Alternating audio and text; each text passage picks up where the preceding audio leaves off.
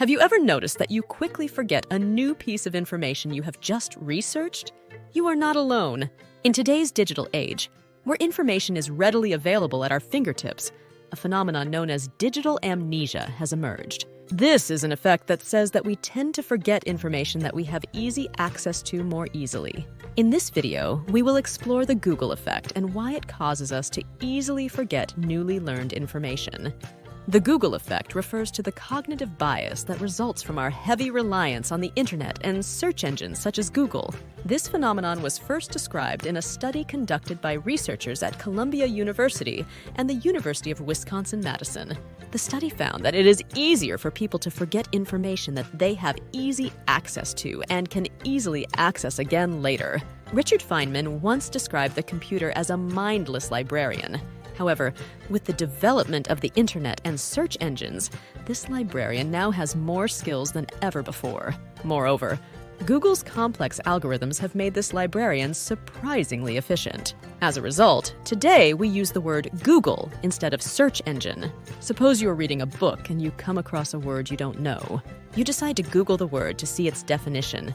A few days later, you come across this word again, but you don't seem to remember what it means. This explains the Google effect, where we don't save it in memory because the information is readily available online. This bias exists not only for what we search for in search engines, but also for most information that is easily accessible on our computers or phones. Do you know your parents' or best friend's number by heart?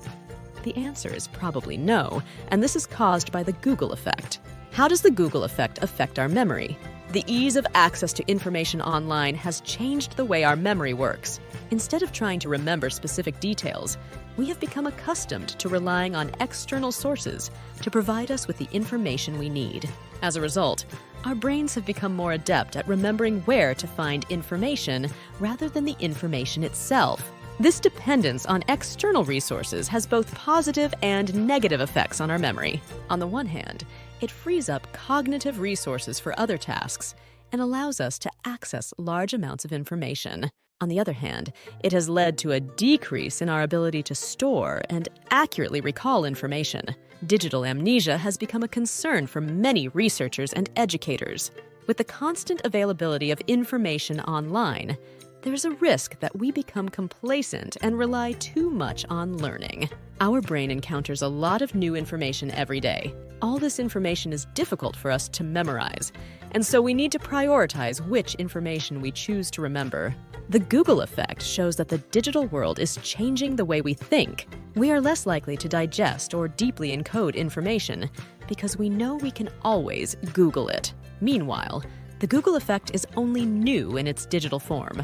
But our tendency not to remember information that we know we can access elsewhere is not a new phenomenon.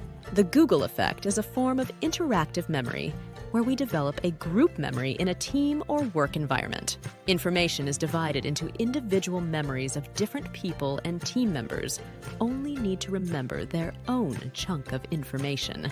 This effect can therefore be considered an effective way to avoid overloading our brains with information. Social media is driving many of our daily interactions from screen to screen. Online profiles give us instant access to an endless bank of information about almost everyone.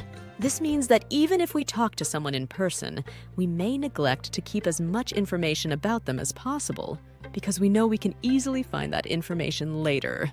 The Google effect leads us to see the internet as a permanent memory bank and to believe that we can access it at any time. This may be useful for general information or facts, but not so useful when it comes to learning and storing personal information. For example, Maria, a university student, is preparing for an exam. She gets help from Google to solve the questions that might come up in the exam, and she easily finds the answers to the questions. And she knows that she will not make any effort to learn the answers again because the information is on her phone. However, on the day of the exam, she forgets her phone and cannot look at the questions again. In the exam, he encounters a question that he cannot remember. Although she can find the answer to the question using her phone, she cannot use her phone because phones are forbidden in the exam, and she is uncomfortable with this situation because he does not learn the information he should have learned with his own effort while preparing for the exam. Often, the situations in which we need to access the information we store online are situations we never expect to be in. The Google effect will therefore lead to uncomfortable situations where we cannot remember important information. So how can we cope with digital amnesia? It is difficult to avoid the Google effect completely, as many of our work or school responsibilities require us to search for information online. However, by being aware of the Google effect, we can remind ourselves that there are better ways to expand our knowledge. The first thing we can do is to look to other sources to gather information. We can get information from sources that are not online, such as books, magazines, newspapers, and even friends and family.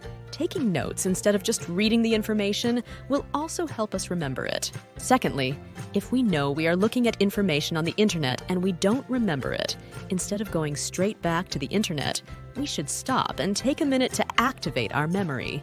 This will help us to start using our memory and remember the information. Otherwise, we create an addiction to digital. As a result, we will continue to depend on Google information to remember. Other things we can do are, whenever possible, we should connect the information we learn with other information.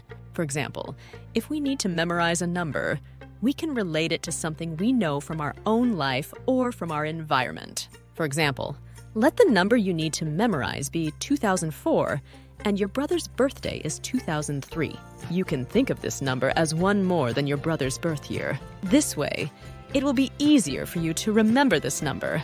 You can also keep the things you need to memorize in different derivatives longer in your memory as follows. If you need to memorize a word, you can associate it with a picture or a story. If you need to memorize a formula, you can associate it with a song or a poem. We need to repeat the information regularly. This will help to commit it to memory. We should try to use the information in different ways. For example, we can use it when discussing a topic or writing an article. We can play games and puzzles to remember information. This will help us learn in a fun way. By applying these strategies, we can reduce the risk of digital amnesia and develop a better memory. In conclusion, the Google effect is an inevitable reality of the modern world. However, there are things we can do to reduce its negative effects and develop a better memory. What are your thoughts on this impact? Please share with us in the comments. As we come to the end of this video, we would like to thank you for taking the time to watch this video. We hope you enjoyed the content and information we shared with you. If you did, please click the like button below. Your positive feedback motivates us to create more informative and engaging content. Subscribe to our channel and turn on notifications to make sure you never miss a video. By subscribing to our channel, you become an active member of our community. Your participation inspires us to create more content that matches your interests and preferences. So thank you for being part of our community. Hope to see you in our next video. Take care and goodbye.